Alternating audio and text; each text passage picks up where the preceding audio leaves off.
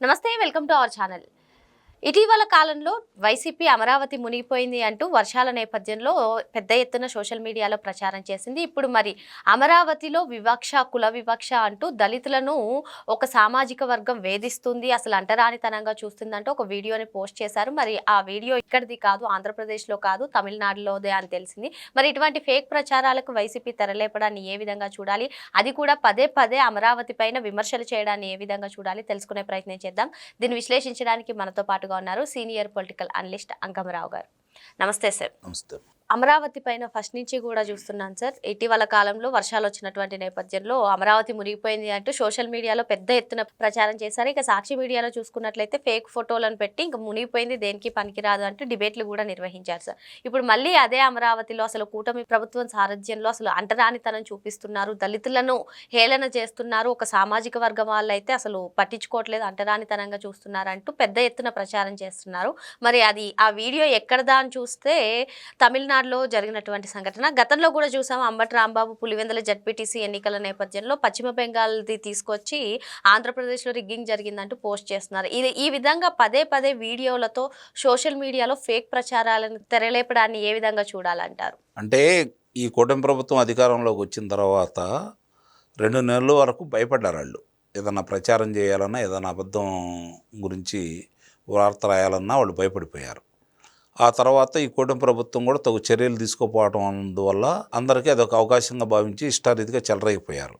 మధ్యలో వర్రా రవీందర్ రెడ్డి కొంతమందిని అదుపులో తీసుకున్న తర్వాత, బోరగడ్డ అనిల్ ఇలాంటి వాళ్ళని అదుపులో తీసుకున్న తర్వాత కొంచెం సమన్వయం పాటించారు. మళ్ళీ తర్వాత న్యాయస్థానాలు వాళ్ళ మీద చర్యలు లేకుండా, ఇట్లాంటి సహజమే, సోషల్ మీడియాలో ఏ విధంగా రాతలు రాసినా లేకపోతే ఏ విధంగా ప్రచారం చేసినా మీరు వాళ్ళ మీద చర్యలు తీసుకోకూడదని ఎప్పుడైతే చెప్పడం మొదలుపెట్టారో కొంచెం వాళ్ళకి వెలుసుబాటు వచ్చినట్టుంది. ఇష్టారీతిగా ఈ విధంగా చెలరేగిపోతామని ఉన్నారు. ఈ క్రమంలో భాగంగా ఇప్పుడు మీరన్నట్టు చాలా అంశాలు, ఇది ఒకటే కాదు, చాలా అంశాలు వాళ్ళు అసత్య ప్రచారం చేస్తానన్నారు. అమరావతి మీద వాళ్ళ కక్ష ఎందుకు ఇప్పటికీ అర్థం కాని విషయం. ఇప్పుడు అమరావతి అనేది రాజధాని అని చెప్పని ఆంధ్ర రాష్ట్ర ప్రజలందరూ ముక్తకంఠంతో ఏకగ్రీవంగా ఆమోదించి ఈ కూటమి ప్రభుత్వానికి 164 స్థానాలు ఇచ్చారు. మేము 3 రాజధానులు అన్నారు వాళ్ళు. ప్రజా తీర్పు ప్రకారం అమరావతి రాజధాని అని చెప్పి నిర్ధారణ అయిపోయింది. అట్లాగే అక్కడ నిర్మాణ పనులు జరుగుతూనే ఉన్నాయి, వాళ్ళు మధ్యలో ఆపేశారు. ఇప్పుడు వచ్చి వీళ్ళు ఆ నిర్మాణాలను కొనసాగిస్తూనే ఉన్నారు.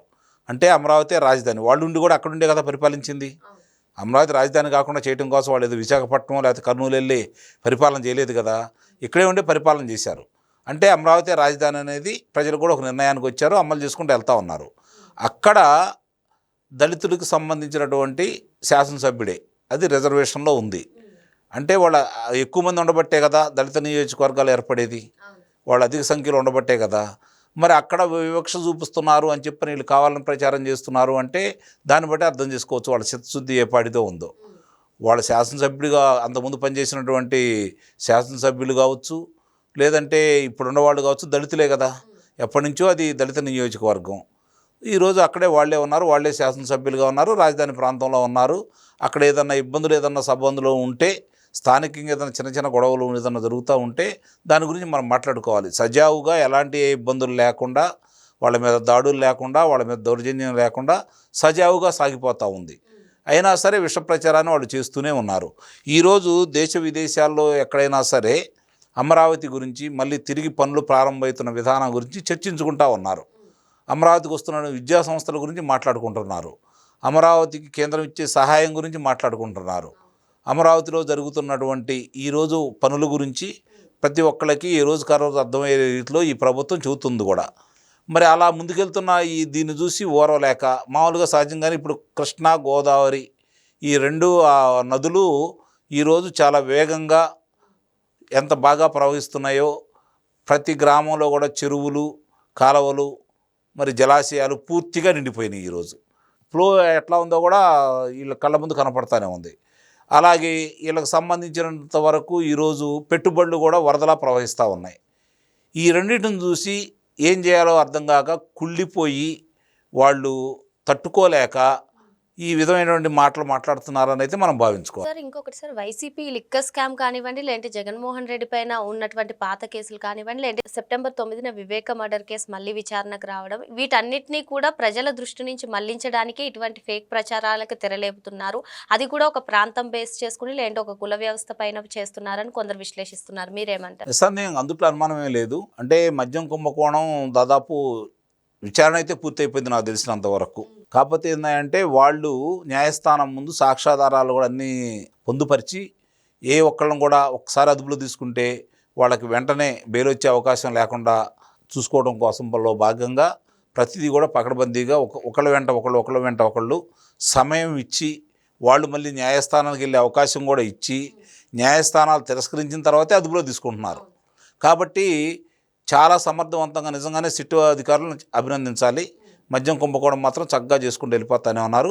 మిగిలిన విషయాలు కూడా ఎన్ని ఒక్కోళ్ళు వాళ్ళ చుట్టూ ఏదైతే వాళ్ళు దీంట్లో మాకు సంబంధం లేదని చెబుతున్నారో, కానీ వాళ్ళు ఎక్కడున్నా ఏం చేసినా దానికే సంబంధం ఉందని చెప్పిన అర్థమయ్యే రీతిలో ఈ విచారణ సంస్థలు కూడా విచారణలన్నీ పూర్తి చేసి వాళ్ళు ఎవరెవరితో మాట్లాడారు, ఇందులో ఈ కుంభకోణాలు ఎవరెవరు ఉన్నారని చెప్పని స్పష్టమైన ఆధారాలతోటి ఈరోజు వాళ్ళు ముందుకెళ్తానే ఉన్నారు. అలాగే వివేకానందరెడ్డి గారి హత్యకు సంబంధించింది కూడా 9వ తారీఖు నుంచి విచారణ పునఃప్రారంభించాలనే ఆలోచనతో కూడా ఉన్నారు. కాబట్టి ఇవన్నీ ముప్పేట దాడి చేస్తుంటే తట్టుకోలేక దాన్ని నిజంగానే కొంచెం దారి మళ్లించాలనే అభిప్రాయంతో ఈ తిరుమల తిరుపతి అంశం కావచ్చు, ఇలాంటి అంశాలన్నీ బయటకు తీసుకొచ్చేసి పబ్బం గడుకోవడానికి వాళ్ళు ప్రయత్నం చేస్తున్నారు. ప్రజలైతే ఒక స్పష్టమైన అవగాహన ఉన్నారు. 5 సంవత్సరాలకు సంబంధించి జరిగిన కుంభకోణాలలో ప్రత్యక్ష సాక్షులు వారే, బాధితులు కూడా వాళ్ళే. కాబట్టి వాళ్ళకు క్షుణ్ణంగా తెలుసు. కాబట్టి వీళ్ళు ఏ విధమైన ప్రచారం చేసినా కూడా వాళ్ళు నమ్మే పరిస్థితిలో ఉంటారని అయితే నేను భావించను. ఎందుకంటే ఆయన ఈ మధ్య ఇచ్చినటువంటి పిలుపులకి ఏ విధమైన స్పందన ఉందో చూస్తున్నాం. కాబట్టి జగన్మోహన్ రెడ్డి ఏ పిలుపిచ్చినా ప్రజలైతే స్పందించే పరిస్థితులు అయితే లేరు అని చెప్పని ఈ కూటమి ప్రభుత్వం నిర్లక్ష్యంగా కూడా ఉండటానికి వీల్లేదు.